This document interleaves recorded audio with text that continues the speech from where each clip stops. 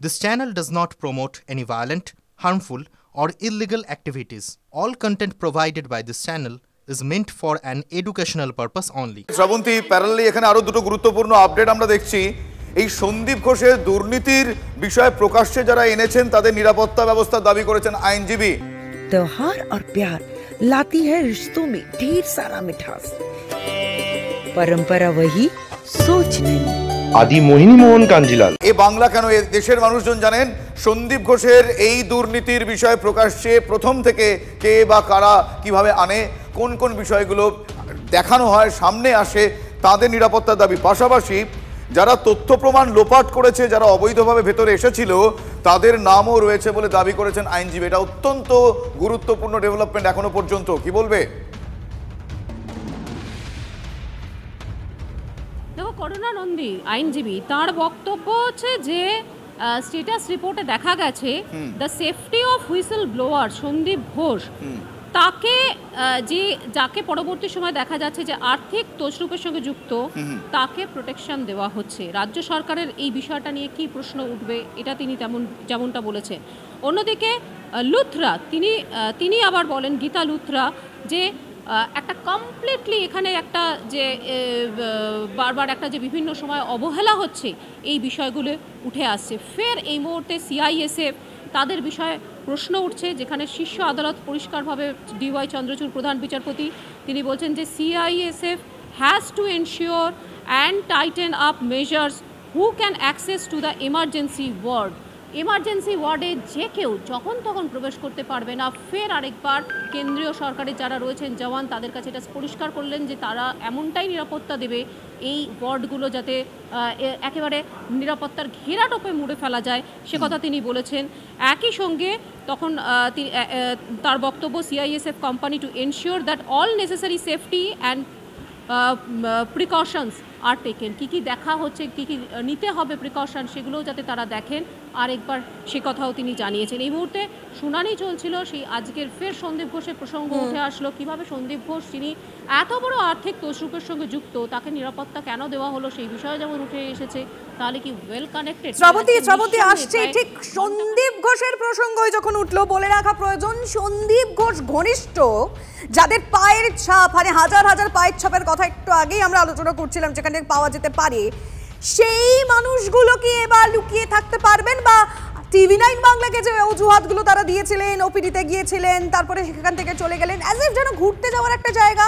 কারণ যারা তথ্য প্রমাণ লোপাট করেছে, যারা অবৈধভাবে ভিতরে এসেছিল, তাদের নামও রয়েছে বলে দাবি করলেন একজন আইনজীবী আজকে সুপ্রিম কোর্টে। সুতরাং কেউ যে পার পাবে সেটা পরিষ্কার হয়ে যাচ্ছে ধীরে ধীরে। এবং আরো একটা ইম্পর্টেন্ট বিষয়, এই মুহূর্তে দাঁড়িয়ে আরো একটা ডেভেলপমেন্ট, যেখানে স্বয়ং বিচারপতি সিভিক ভলেন্টিয়ার সঞ্জয় রায়কে নিয়ে প্রশ্ন করলেন কিভাবে সে গোটা হাসপাতালে ঘুরে বেড়াতে পারে, যেটা প্রথম দিন থেকে আমরাই প্রশ্নটা করেছিলাম যে কিভাবে সে যেমন তেমন যেখানে সেখানে যখন ইচ্ছা পৌঁছে যেতে পারে। আমি সুমন মহাপাত্র, আমাদের প্রতিনিধির কাছে যেতে চাইবো। সুমন,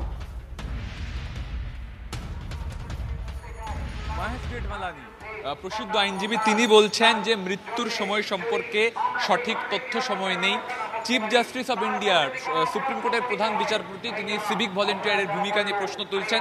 অন্যদিকে আরেকটা মারাত্মক অভিযোগ উঠছে, একজন আইনজীবী সুপ্রিম কোর্টে দাঁড়িয়ে অভিযোগ করছেন, দাবি করছেন যে লুমিনাল টেস্ট, অর্থাৎ যে টেস্টের মাধ্যমে রক্ত শনাক্ত করা যায় কোনো অপরাধী বা আততায়ীর রক্ত যদি কোথাও লেগে থাকে, এই লুমিনাল ফর্ম, NH2 একটা ফর্ম, সেটা মেশালে সেই রক্তের সন্ধান পাওয়া যায়। সেই টেস্ট আর করার উপায় নেই, তার কারণ ওয়াশরুমের সব টাইলস পরিবর্তন করে ফেলা হয়েছে। বুঝতে পারছো লিমা, একদিকে পোস্টমর্টেম রিপোর্টের চালান পাওয়া যাচ্ছে না, 14 ঘন্টা দেরিতে এফআইআর হয়েছে। কে বলছেন? সুপ্রিম কোর্টের প্রধান বিচারপতি।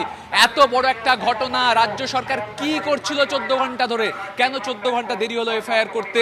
অন্যদিকে প্রশ্ন উঠছে সিভিক ভলেন্টিয়ারের ভূমিকায় নিয়ে, যে অ্যাকিউজ, যে সঞ্জয় রায়, সে কি করে এইভাবে গোটা হাসপাতাল চত্বর ঘুরে বেড়াতো, এত রাত্রিবেলা সে কি করে সেমিনার হলে পৌঁছে গেল?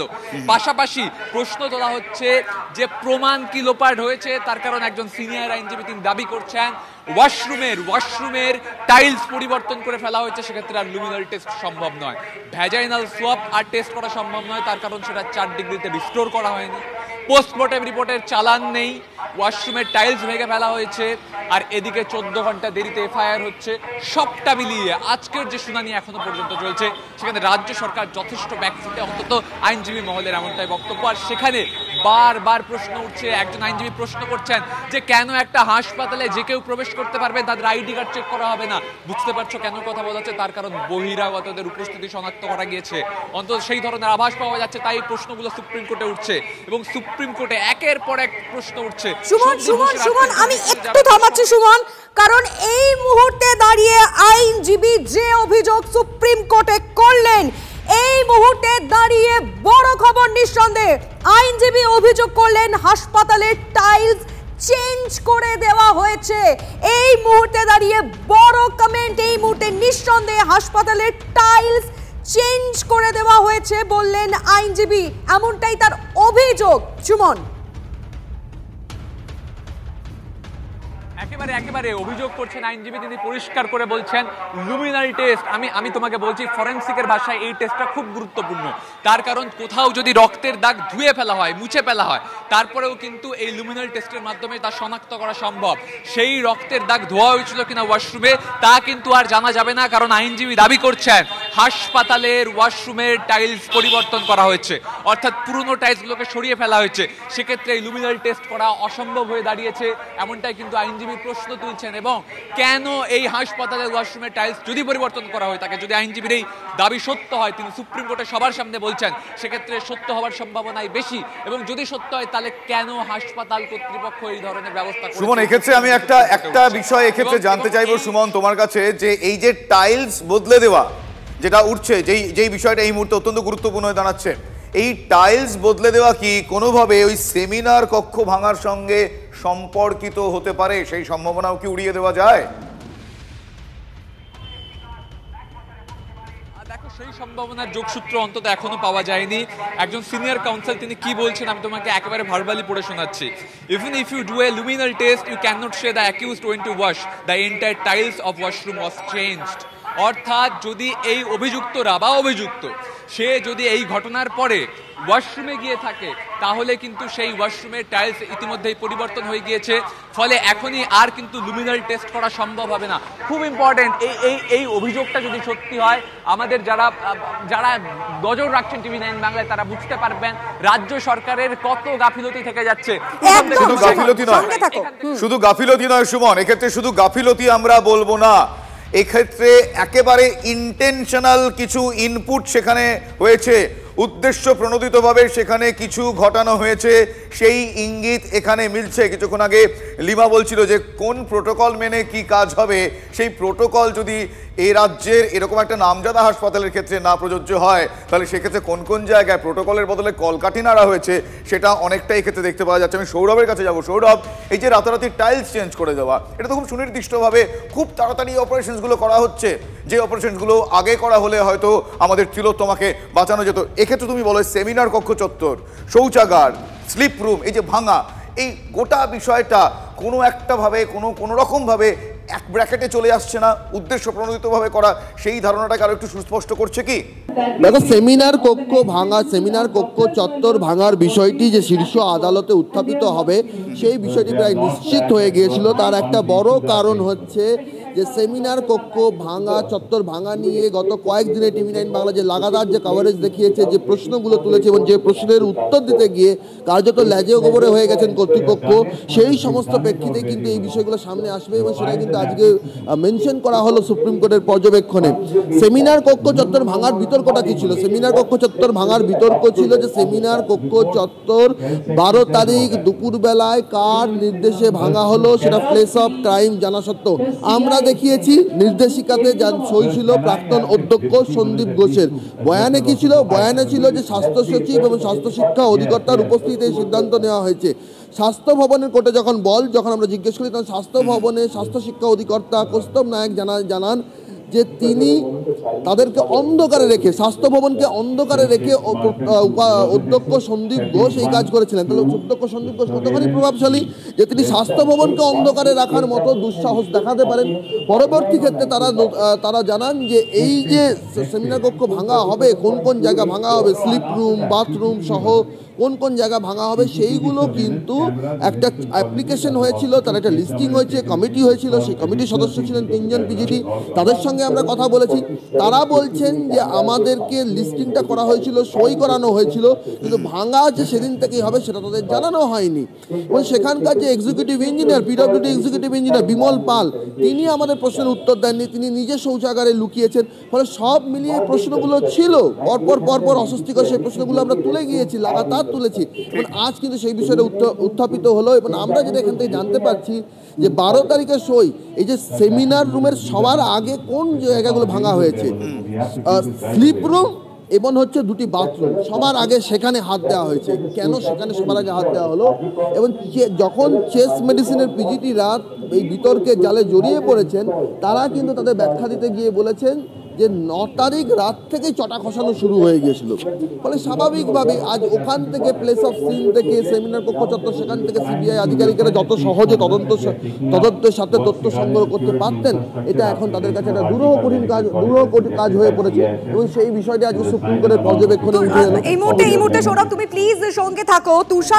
তুষার মেহতার আরো একটি অভিযোগ আমরা দর্শকদেরকে আরেকবার জানাতে চাইবো, কারণ সুপ্রিম কোর্টে কি হচ্ছে প্রতিটা মুহূর্ত আমরা জানাচ্ছি। সেখানে অত্যন্ত গুরুত্বপূর্ণ একটা পয়েন্ট, যেখানে বলা হচ্ছে নির্যাতিতার মুখ ব্যবহার না করে হেয়ার স্টাইল ব্যবহার করে প্রতীকী ছবি ব্যবহার করা হচ্ছে। হেয়ার স্টাইলের উপর ডিপেন্ড করে রয়েছে প্রতীকী ছবি, তো যেখানে বডি কিভাবে পড়ে থাকে তার উপর ডিপেন্ড করে। শ্রাবন্তীর কাছে যাব আমি। শ্রাবন্তী,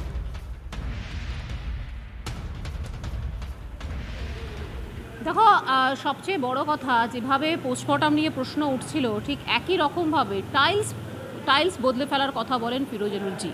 তার বক্তব্য যে ময়নাতদন্তে আজকের পরে একাধিক প্রসঙ্গ উঠে আসে। কোন প্রসঙ্গ থেকে তিনি বলেন, মৃতদেহ কখন ময়নাতদন্তের জন্য পাঠানো হয় সেই প্রশ্নটা যখন শীর্ষ আদালতের পক্ষ থেকে বলা হয়, তারপরেই তার এই বক্তব্য। কী কী তিনি বলেছেন আরেকবার জানানো হোক। প্রধান বিচারপতি জানান যে আগে সিবিআইকে স্ট্যাটাস রিপোর্ট জমা দিতে হবে, তারপরে সব পক্ষ নিজেদের বিভিন্ন প্রশ্ন তুলতে পারেন। এই সময় এডুলজি বলেন যে বলা হচ্ছে মৃতার পা 90 ডিগ্রি কোণে ছিল, হাঁটু যদি ভাঙা না হয় তাহলে এটা সম্ভব নয়। ঘটনার 1 মাস পরেও মৃত্যুর সময় কেন জানা গেল না, এ নিয়ে প্রশ্ন তোলেন সিজেআই। সেই সময় বলেন যে এটা স্পষ্ট ময়নাতদন্তের রিপোর্ট থেকে যে নির্যাতনের আগে, মৃত্যুর আগে তিলোত্তমা তিনি খাবার গ্রহণ করেছিলেন, কিন্তু 14 ঘন্টা পরে অর্থাৎ মৃত্যুর সময় তার আশেপাশের সময়টা যদি আনুমানিক ধরা হয়, তার 14 ঘন্টা পরে এফআইআর কেন, সে প্রশ্ন তুলেছে শীর্ষ আদালত। একই সঙ্গে শৌচালয়ের টাইলস বদলে ফেলা হয়েছে। ফিরোজ এডুলজি এই বিষয়টা সামনে নিয়ে আসেন। তার দাবি, অভিযুক্তের লুমিনাল পরীক্ষাও যদি করা হয় এরপরে আর কিচ্ছু পাওয়া যাবে না। অর্থাৎ এতক্ষণ যেরকমটা বলা হচ্ছিল যে কিছু সংগ্রহ করে কিছু নমুনা সংগ্রহ করা হচ্ছে, সেটা ডিএনএ হতে পারে, বাদবাকি আঁচড়ের দাগ হতে পারে, শারীরিক যে নিগ্রহ করা হয়েছে সেগুলি অবশ্যই সিএফএসএলকে পাঠানো হয়েছে, কিন্তু মাথায় রাখতে হবে আরও কিছু, যেটা যে হ্যাঁ এই অভিযুক্ত এত এভিডেন্স থাকা সম্ভব ছিল, সেগুলিকে সব কিছুকে নষ্ট করে ফেলা হয়েছে। এদিনকে শীর্ষ আদালতে বলা হয় যে এখনও পর্যন্ত নির্দেশের পরেও অভিযুক্তের ছবি ব্যবহার করা হচ্ছে, হেয়ার স্টাইলের বিষয়টা রেখে হয়তো মুখটা ব্লার করে দেওয়া হচ্ছে, এই বিষয়টা করা হচ্ছে। সেই বিষয়তে প্রধান বিচারপতি স্পষ্ট করে দিয়েছেন যে এই ব্যবহার করা যাবে না, নির্যাতিতার মৃতদেহের ছবি অবিলম্বে। একেবারে শ্রাবন্তী, তুমি প্লিজ সঙ্গে থাকো, কারণ এই মুহূর্তে দাঁড়িয়ে আরও একটা ডেভেলপমেন্ট, যেখানে স্বয়ং বিচারপতি চিকিৎসকদের নিরাপত্তা নিয়ে আজকে যখন শুনানি শুরু হয়েছিল তখনই কিন্তু এই প্রশ্নটা তিনি তুলেছিলেন যে এখনো পর্যন্ত চিকিৎসকদের এবং হাসপাতালের নিরাপত্তা নিয়ে কি কি ব্যবস্থা রাজ্য নিয়েছে। আর এখানে দাঁড়িয়ে আমরা দর্শকদের জানাতে চাইবো, এই মুহূর্তে বিচারপতি প্রশ্ন তুললেন 4447টা ক্যামেরা থাকলে এই ঘটনা কিভাবে সম্ভব। সুমনের কাছে যাব আমি। সুমন, দেখো, এই আরজিকর মেডিকেল কলেজের নিরাপত্তা নিয়ে প্রশ্ন তুলেছিলেন প্রধান বিচারপতি, তখন রাজ্যের আইনজীবী কপিল সিব্বল তিনি বলেন যে হেলথ রিপোর্ট দেখে নিন, ওখানে সব লেখা আছে। এবং তারপরে প্রধান বিচারপতি কার্যত প্রশ্ন ছুড়ে দিয়েছেন রাজ্যের দিকে, যদি 4447টা সিসিটিভি ক্যামেরা ইনস্টল করা থাকে তাহলে এই ঘটনা কেন ঘটলো জবাব দিন। শুধু ফান্ড নয়, ইকুইপমেন্টগুলো কি ইনস্টল আদৌ হয়েছিল, এই প্রশ্ন কিন্তু সিজিআই অর্থাৎ চিফ জাস্টিস তিনি করছেন। এবং তিনি বলছেন যে কি কি পদক্ষেপ করা হয়েছে তা পরের দিন জানাবেন। এবং আরেকটা কথা খুব পরিষ্কার করে বলে নন্দী, যে প্রশ্নগুলো ইতিমধ্যে উঠছে তার মধ্যে খুব ইম্পর্টেন্ট পোস্টমর্টেমের চালান ছিল না। এই পোস্টমর্টেম চালান কি? এটাকে বলা হয় ডেড বডি চালান। এই ডেড বডি চালান হচ্ছে ওয়েস্ট বেঙ্গল ফর্ম 5371, যেটাকে সবাই চেনে 54 নম্বর ফর্ম হিসেবে। এই 5371 যে ফর্ম, এই ফর্ম প্রত্যেকটা ময়না তদন্তের সময় ডেড বডির সঙ্গে থাকে, যা রেফার করা হয় যখন ময়না তদন্ত যিনি করেন তিনি সেই ফর্ম দেখেন এবং দেখার পর ময়না তদন্তটাতে গো আহেড করেন। এক্ষেত্রে সেই ফর্ম খুঁজেই পাওয়া যাচ্ছে না, কোথায় গেল চালান? সরাসরি সুপ্রিম কোর্টের তরফ থেকে চালান ছাড়া পোস্টমর্টেম হলো কি করে? আকারে এই চালান জমা করতে হবে, সেই প্রশ্ন উঠে যাচ্ছে। তার কারণ এই চালান আদৌ যে পোস্টমর্টেমে রেফার্ড হয়েছে তারও উল্লেখ পোস্টমর্টেম রিপোর্টে নেই। সেক্ষেত্রে এই চালান কোথায়? এই চালান ছাড়া কি করে পোস্টমর্টেম হলো? যদি এই চালান ছাড়াও পোস্টমর্টেম হয়ে থাকে সেটা কেন উল্লেখ নেই? কেন চালান গেল না? এই প্রশ্নগুলো তুলছেন এবং পরিষ্কারভাবে সুপ্রিম কোর্ট জানিয়ে দিয়েছে পরবর্তী হিয়ারিংয়ে এফিডেভিট অর্থাৎ হলফনামা আকারে এই চালান জমা করতে হবে, অর্থাৎ ওয়েস্ট বেঙ্গল ফর্ম 5371 সেটা কোথায়? আর যদি না পাওয়া যায়, যদি এটা জানা যায় যে চালান ছাড়া পোস্টমর্টেম হয়েছে, তাহলে রাজ্যকে তার জবাব দিতে হবে, কেন দিতে হবে। সুমন, আরো একটা বিষয় কপিল সিব্বল তিনি বলছেন এত কিছুর পরেও এত কিছুর মধ্যেও আমরা দেখেছি শুধুমাত্র এ বাংলা নয়, এ দেশ এবং দেশের গণ্ডি পেরিয়ে বিদেশেও অসংখ্য মানুষ রাস্তায় নেমেছেন, রাত জাগছেন, তারা মিছিল করছেন। কপিল সিব্বল বলছেন এই সময় দাঁড়িয়ে, তার এই প্রশ্ন শুনে আমি জানি না কেন তিনি জিজ্ঞেস করছেন, আমি জানি না এরকম আদৌ হচ্ছে কিনা। সারা রাজ্য জুড়ে প্রতিবাদ চলছে, কোনো জায়গায় পুলিশ পারমিশন নেওয়া হচ্ছে না, আমরা কি করব? পুলিশ পারমিশন ছাড়া এক্ষেত্রে মিছিল প্রতিবাদ আদৌ সংগঠিত করা যায়? কপিল সিব্বলের এই প্রশ্ন এই সময় দাঁড়িয়ে হঠাৎ করে কি কারণে, কি মনে হচ্ছে? দেখো, স্বাভাবিকভাবেই যে লাগাতার আন্দোলন চলছে, গতকাল রাত্রিবেলাও আমরা রাত দখল কর্মসূচি দেখেছি। এই কর্মসূচিগুলোর দ্বারা রাজ্য সরকার চাপে এবং সেইখান থেকে দাঁড়িয়ে রাজ্যের ল অ্যান্ড অর্ডার সিচুয়েশনকে ব্যক্ত করার জন্য কপিল সিব্বল কি বলছেন আমি তোমাকে পরিষ্কার করে বলছি। তিনি বলছেন 23 জন মারা গিয়েছেন এই একাধিক কর্মবিরতি আন্দোলন চলার জন্য, 6000 মানুষ এফেক্টেড হয়েছেন, স্বাভাবিক বিষয় ফিরে আসুক।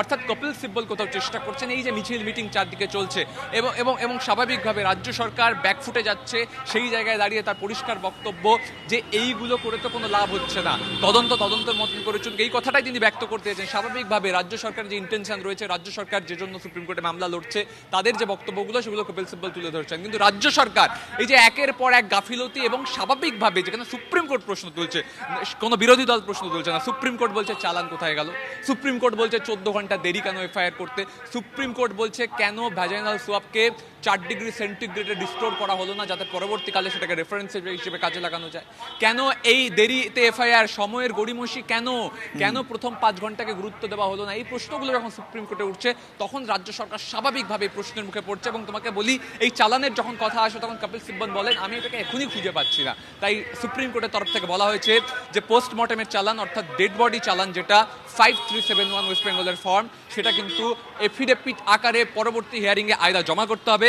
আর যদি এটা জানা যায় যে এই চালানের রেফারেন্সকে কাজে না লাগিয়ে পোস্টমর্টেম হয়েছে, তাহলে রাজ্য সরকারকে তার কৈফিয়ত দিতে হবে। স্বাভাবিকভাবে এখনো কিন্তু সুপ্রিম কোর্টে শুনানি চলছে এবং শুনানিতে বারবার কিন্তু রাজ্য সরকারের পদক্ষেপ তা কিন্তু প্রশ্নের মুখে পড়ছে।